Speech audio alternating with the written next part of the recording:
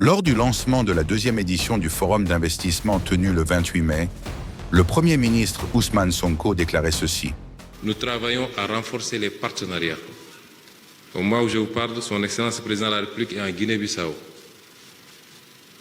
Pour renforcer ce partenariat-là, et moi-même, dans 2 jours, j'entamerai un périple en Côte d'Ivoire, en Sierra Leone et en Guinée-Conakry, parce que imaginez ce qu'on peut faire avec le gaz sénégalais, couplé à la bauxite de Guinée, ou offert de la Sierra Leone, mais c'est extraordinaire ce qu'on peut faire. Voilà les sources de développement sur lesquelles nous devons travailler. Ce n'était pas un simple discours car, le 16 mai 2025, le Premier ministre Ousmane Sonko entamait une intense tournée régionale en Afrique de l'Ouest qui allait le mener au Burkina Faso, en Côte d'Ivoire, en Guinée et en Sierra Leone. Un périple chargé de symboles, mais aussi de projets.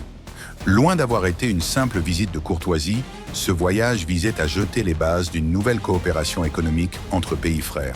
Et au cœur de cette vision, le gaz du Sénégal et la bauxite de Guinée. À Conakry, l'accueil est solennel. Ousmane Sonko, Premier ministre du Sénégal, est reçu avec les honneurs. Derrière les sourires et les poignées de main, un message clair.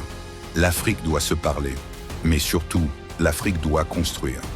Et lors de sa visite, Sonko évoque le gaz sénégalais, découvert en quantité importante au large de nos côtes. Il parle aussi de la Guinée, riche d'un autre trésor. La bauxite, matière première essentielle pour produire de l'aluminium. Et là, une idée simple mais puissante émerge. Et si nous cessions d'exporter nos richesses brutes? Et si le gaz du Sénégal servait à transformer la bauxite guinéenne sur place, ici, en Afrique? Moins de dépendance, plus d'emplois, plus de valeur ajoutée.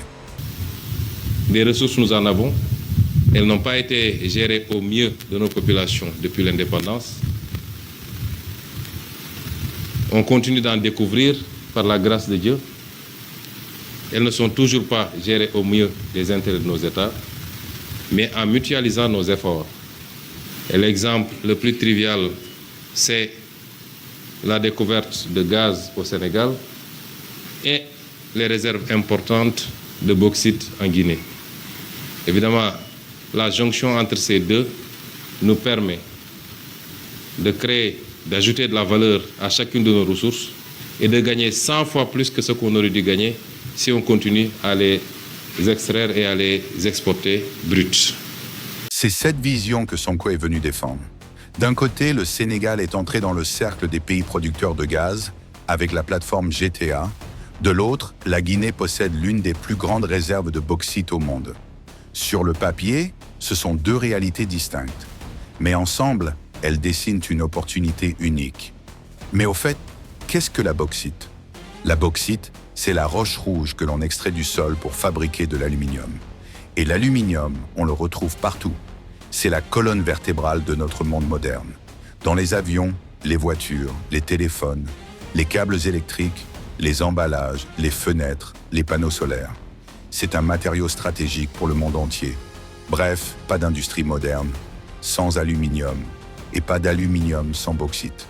Mais avant d'en arriver là, il faut transformer la bauxite en alumine, une poudre blanche très pure, puis en aluminium.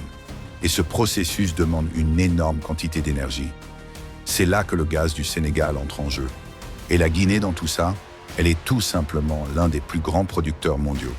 Elle détient à elle seule plus du quart des réserves connues de bauxite de la planète. Depuis Bokeh jusqu'à Kindia, des dizaines de mines alimentent les géants industriels chinois. Malheureusement, ces ressources sont exportées à l'état brut, sans aucune transformation. Dans un documentaire percutant, voici ce que déclarait le journaliste Alain Foka. Nous sommes à l'aéroport de Conakry et derrière moi l'hélicoptère qui va nous amener sur les champs de mines. On va aller voir la bauxite. Comment c'est exploité ici? Qu'est-ce qui fait que l'on soit si riche et qu'en plus on ne puisse pas en profiter?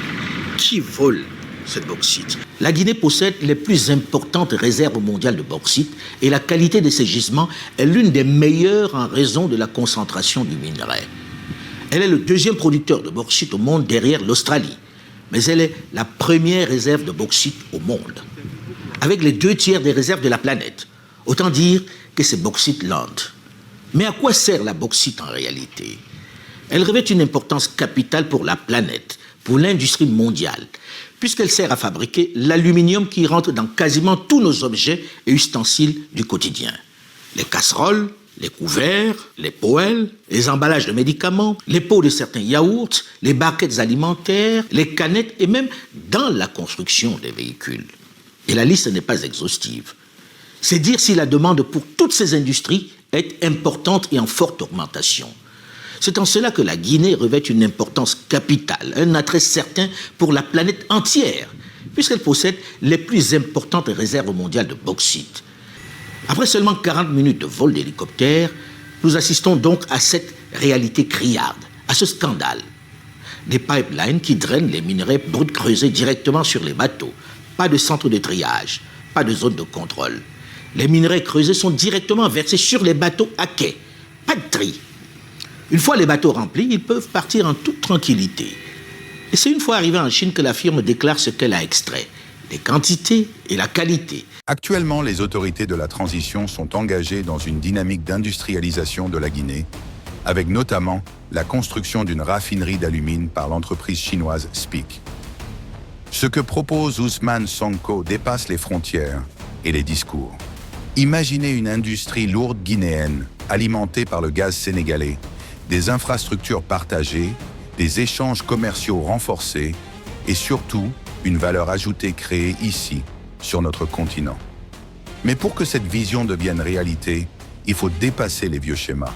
Il faut bâtir des partenariats solides, encourager l'investissement local et régional et surtout mettre en place une gouvernance transparente et efficace. C'est un défi de taille, mais c'est aussi une chance historique.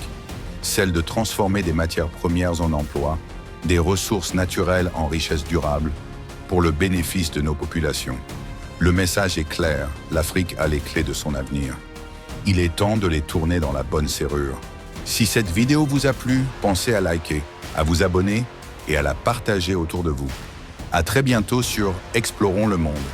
Parce qu'explorer le monde, c'est aussi ouvrir les yeux sur l'Afrique. Le monde est vaste. L'Afrique en est une richesse incontournable.